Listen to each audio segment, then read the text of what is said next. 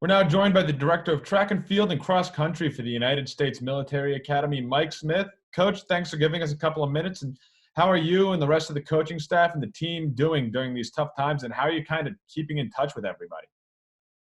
Well, as you can imagine, it's a little different. So I haven't seen them. I've been able to talk to them with this medium here, and I've been able to talk to them on the phone. And most of our communication is email, but our team is huge. So it's difficult to give you an assessment of all of them, but I can tell you that the ones I've talked to seem to be doing all right.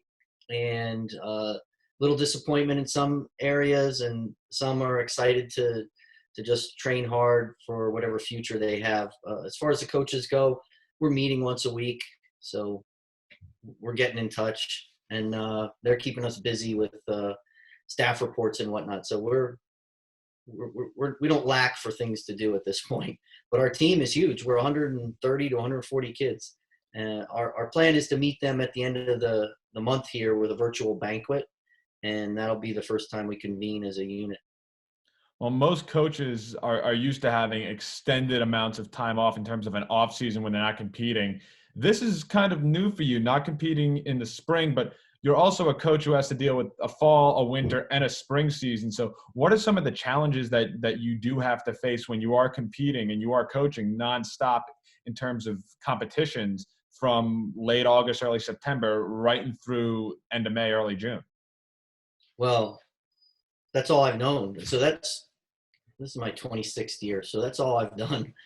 And that's just all, that's the life of a track and field coach. If you've got cross country as well, you're in business from August until June, you're in business. And in an Olympic year, you're in business till July.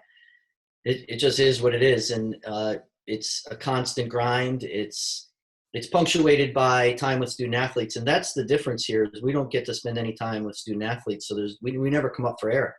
We're just grinding right now, and there's plenty to do. We're doing a lot of recruiting, but we can't really have that break in the day where you get to go outside, and whether it's outside for outdoor track or inside, you just don't get the break with the student athletes, and they have all that energy. And I'm old now.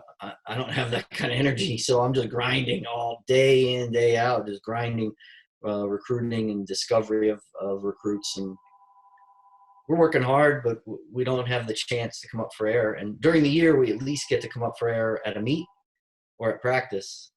But here we're just hammering. Well, let's take a look at, we'll start with the men's side of things and the men's cross country team. They're coming off of their third straight Patriot League championship. What's been the key to their continued success and to be able to bring home 3 straight titles? Well, I think it starts with having good athletes. So we had a good recruiting class that came in, and they set a tone or an example for what good is, and other guys have risen to that. So we've had the top freshmen for the last 3 years in a row as well, and that's unusual at our place to have a plebe be the top performer at that meet. But that coincides with the 3 championships, is that we've had a freshman, and in almost all of those cases, that freshman was our 5th man or 4th or 5th man. So we've been fortunate to recruit well and to have good kids come into the program and stay with us. And they've worked really hard, and now there's almost an expectation.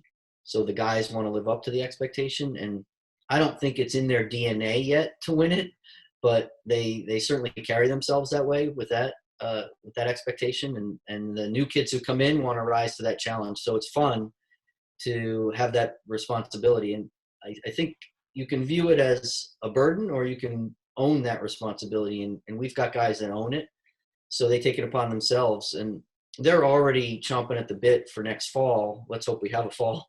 They're chomping at the bit right now to get ready for it, because this, while it is a missed opportunity for outdoor, it's a huge opportunity to get ready for the fall. So I have guys that are piling on the work just on their own, and I have captains that are encouraging it.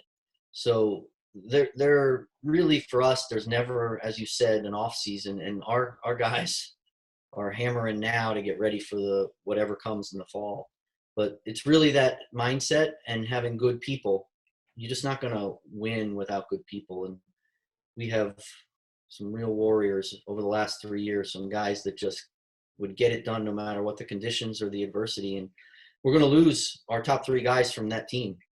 So it'll be interesting to see how our guys react going into next year, because they've won and they've never lost it, and who knows how they're going to handle that responsibility of being the ones that have to get it done now, because our top three finishers are graduating. So it's a new Well, look. from the men's cross country team, which has had a lot of team success, to the women's side on the track and the field events, you've had individuals who have really risen to the occasion over the last couple of years. Bria Brown, Abby Holbrook, Callie McMullen. How have you seen that leadership on the women's side kind of been passed from class to class, especially with those three athletes and the athletes who are going to follow them that have had such high success on the conference championship level? Yeah, you bring up a good point that those kids just got better and better and better. Now, Bria came in and was good as a freshman and kind of held that, but Abby just got better and better, and Callie, unbelievable how much better she's gotten. I've started to compile her stats, and it's extraordinary the things that she's done. Do you know that over the course of her career, she broke 19 school records, which is just incredible over the time that she was with us to do that. And if you look back at Abigail Halbrook, I get the math right here. We entered her 15 times at the Army Navy meet, and she won 14 of those 15 races. The only one she lost was when she was a freshman in a lean, and it was her second race. So those kids they're rare. I just don't know what to say about how we've been able to do that. We've just gotten lucky that they've been good and wanted to get better. We have some others in the pipeline now that are starting to emerge, and I'm not going to put that responsibility on them now to be that good, but there are some kids that we have that are starting to look the part, and let's see where it goes.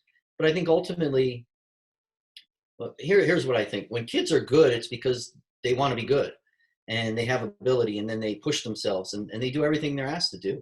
And if you get a bunch of kids with that mindset, they're going to reach their potential. And if they have talent, then it can go pretty far. And we've been lucky that the mindset of our kids has been to reach their potential.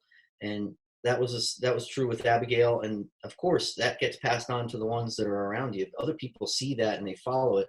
So when we've had captains, we've wanted them to be alphas, and alphas on the track or in the field, wherever, but really alphas by example. And McMullen is an alpha, and so was Halbrook. Those two would set that standard in practice, and other people would emulate that. And then when they get on the track, they're just animals. There's fierce competitors. So we're losing a good one in McMullen. And I don't know if we're going to be able to replace that.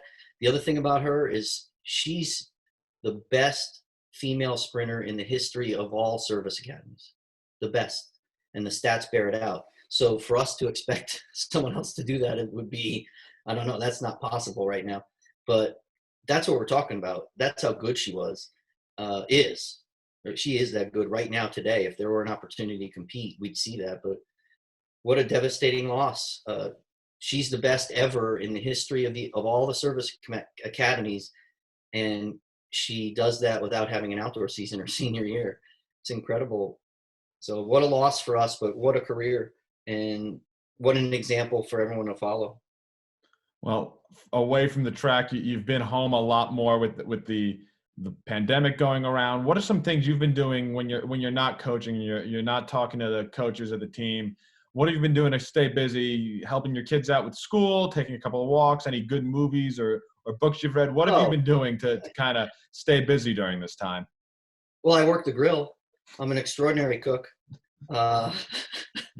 Send a couple recipes my way, Coach. I'm working the grill. I'm cooking way more than I ever have time for. Right now I have time to cook, so I'm obviously put to work in that capacity. And we did some painting, so things look a little nicer. And the dog is getting a lot more of my time. In fact, yesterday we encountered a bear on our walk, and we stopped. The bear stopped. We both went our separate ways, and that was the end of that. But that was my most recent excitement. So I'm getting more time with the dog, more time by the grill, and more time getting put to work around the house. Well, Coach, thanks for taking a couple of minutes out of your day to talk to us, and hopefully we'll see you back at West Point real soon.